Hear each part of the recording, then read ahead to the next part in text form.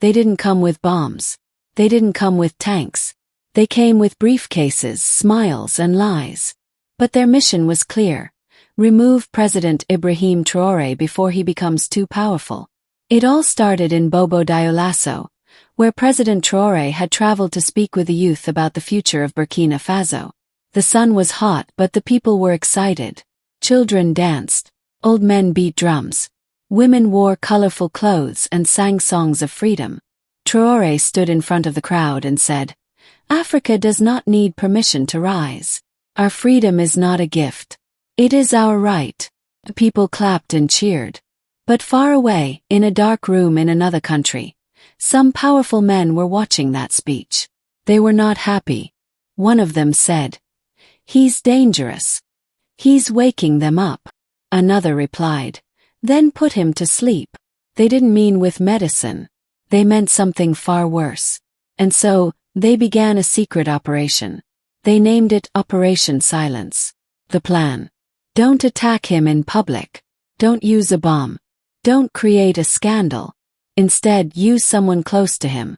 Someone he trusts. Someone who walks with him every day. One of his own bodyguards. That's how they found Issouf. Issouf had been working with President Traoré for over a year. He was quiet, loyal, and brave. But he was also struggling. His wife was sick. His son needed school fees. His house had no electricity. The foreign agents knew this. They studied his life carefully.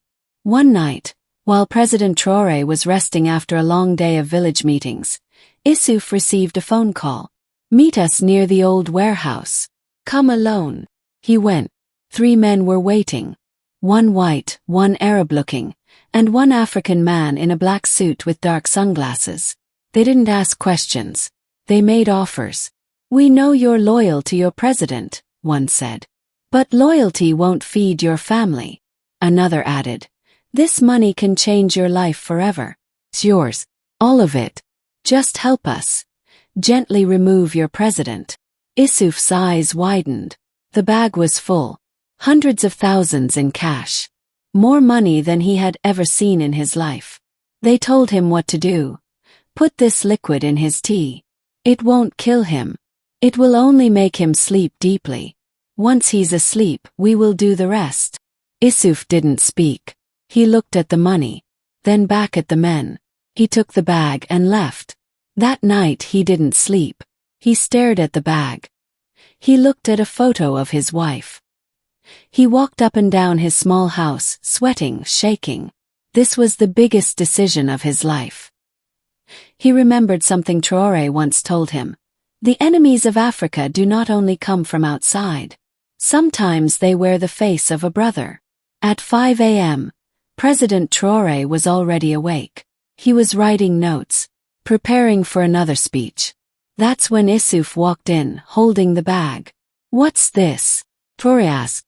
Issouf said nothing. He opened the bag, turned it upside down, and poured all the money on the table. "They want you gone," he finally said. "They told me to poison your tea. I pretended to agree. I took their money. But not for them. I brought it to you. I want you to see how low they are willing to go." The room fell silent.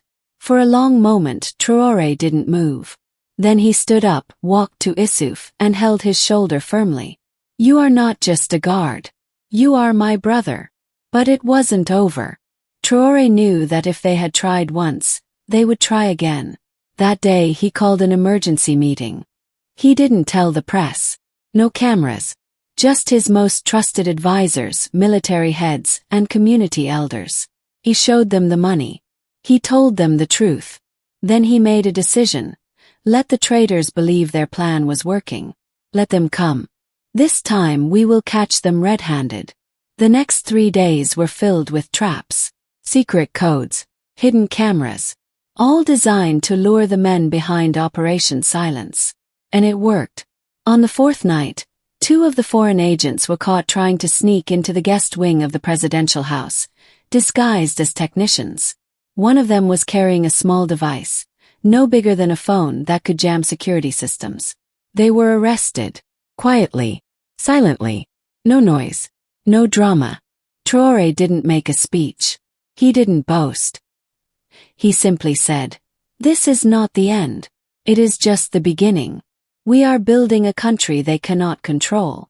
The story was never shown on international news. But the people knew. In markets, in schools, on farms, whispers turned into songs. "They tried to buy one of us," the people said. But they failed. Issouf became a symbol of loyalty. He didn't ask for reward. But President Traoré gave him something anyway. A new home, money for his family, and a promotion to head of security. When a journalist later asked Traoré why he trusted a man who was almost used to kill him, Traoré smiled and said, "Because he had the chance to betray me, but chose to protect me instead. That is the kind of man who should lead others." The story of Issouf spread across West Africa. In Senegal, Mali, Niger, young men heard it and were inspired. It became more than a story. It became a lesson. The lesson: they may try to use our poverty to break us. But they forget we are rich in spirit, rich in loyalty, rich in love for our land. And to this day, some say the bag of money sits in a glass box inside the palace, not as a trophy but as a reminder. A reminder that Burkina Faso is no longer for sale.